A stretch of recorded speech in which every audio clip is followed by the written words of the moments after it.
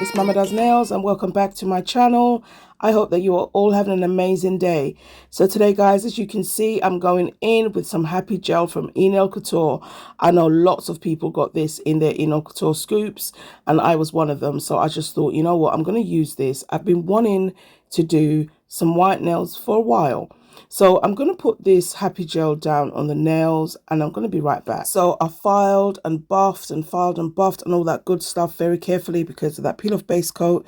Now this is an amazing sticker. I've had this sticker for a while from Nail Couture. So I thought I'd use this on the set because I knew it would pop because I had a white background.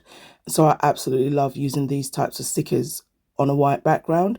So that's all I did. I put it on 3 nails and Max always says a minimum of 3. So I used that sticker and I used the roses. And then I think I had some of those little black squares. I don't think you see me actually putting it on, but I actually do that. And I do that on just those 3 nails. So now with everything down, I sealed everything in and I used a matte top coat as well.